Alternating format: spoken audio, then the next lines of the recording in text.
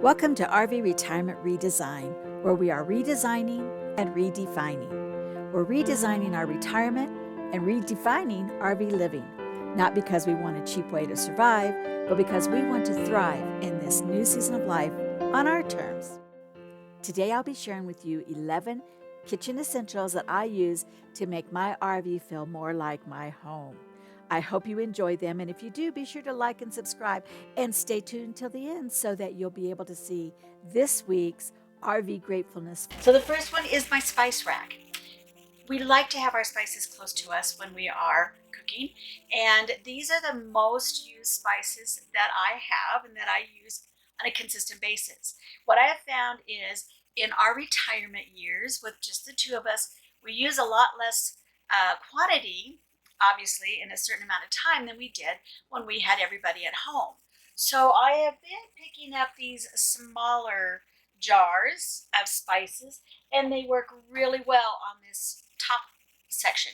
Now, these are put up with command strips or command hooks, so you can actually space these any way that you want.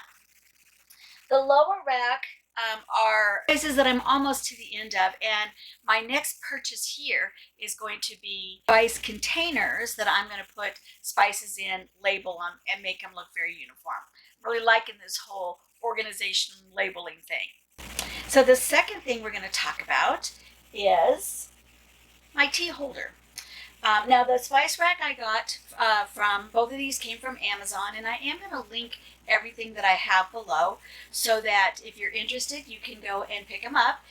But I do love this. These little drawers come out and are easy to fill, and then you just slide them back in.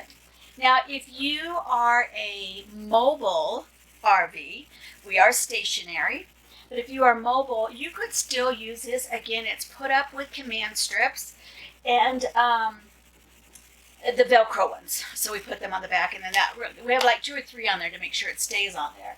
But you could put a little band or something across here when you're moving so that it doesn't come out. Or the other thing you could do is just take the drawers out when you're traveling. The next thing I want to talk about is our knife set.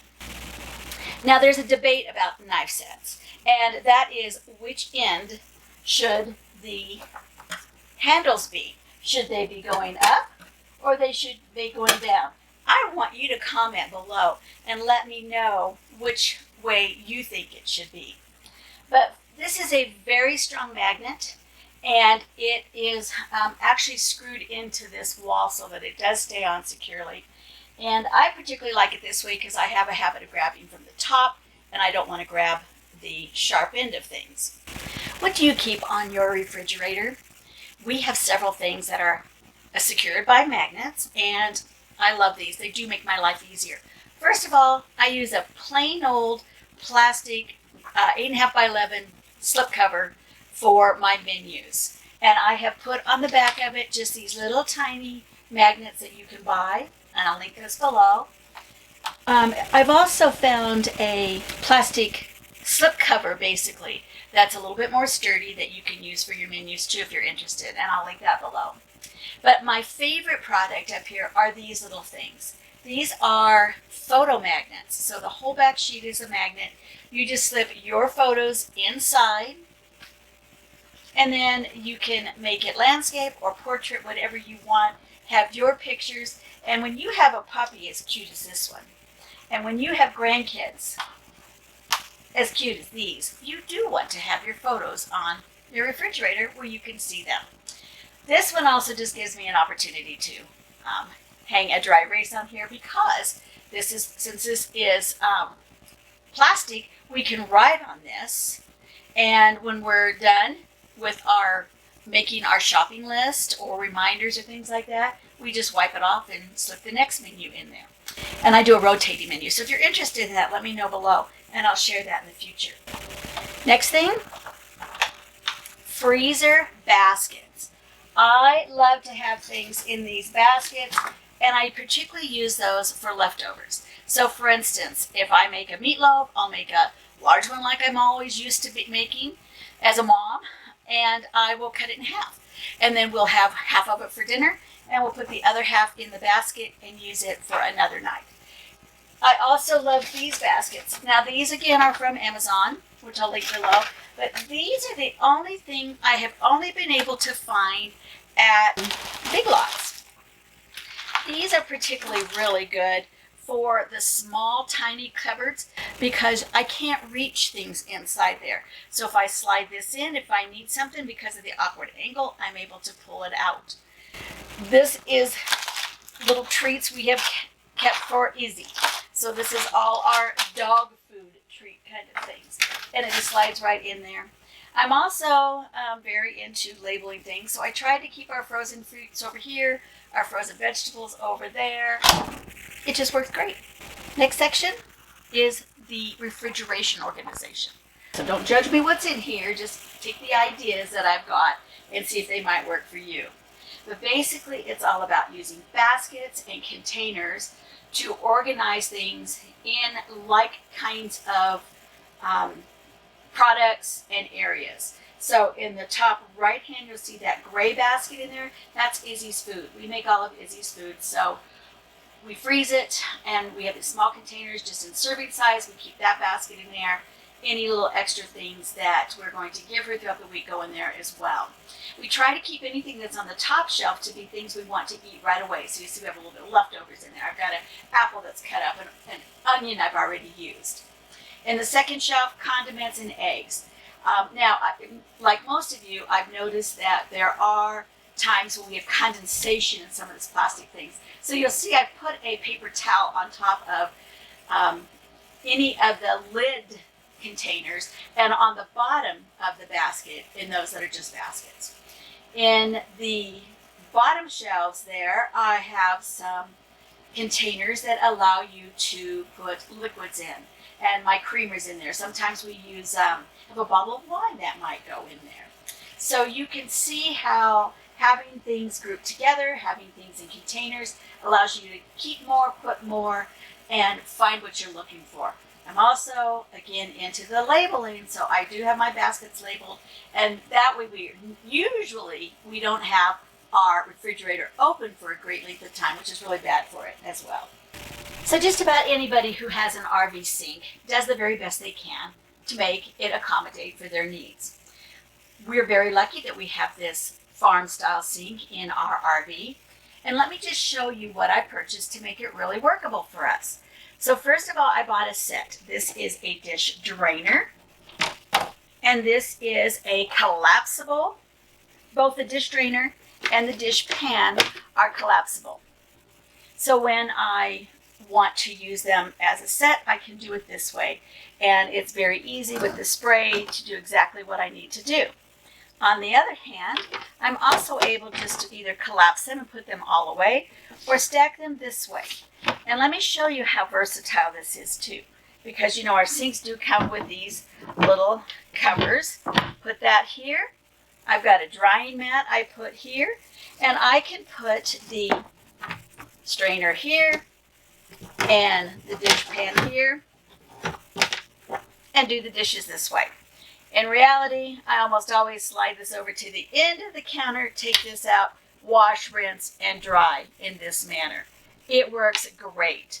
And again, if we have company or I want the house to look spick and span, I just pop all these away, put the other one in here, and I have a nice, clean, clear counter space. Okay, here's one of those personal choice items. Where do you put your paper towels? Now, this one is our second one, I believe, and we actually had it put up originally with command strips. And this is one of the most inexpensive, but yet versatile and convenient places for us to put our paper towels. I just put it in here, and what I was finding though with the command strips is that they fell off. I don't know, maybe I'm just too strong in taking my paper towels off. But we did go ahead and put a couple small screws into this because we knew it wasn't going to go into any wiring and it didn't go all the way into the dish area. It works great. Cutting boards are another favorite of mine and what I do find I use quite a lot in the RV. I actually have these 3 sizes. The rationale behind that is this little one I keep by the stove.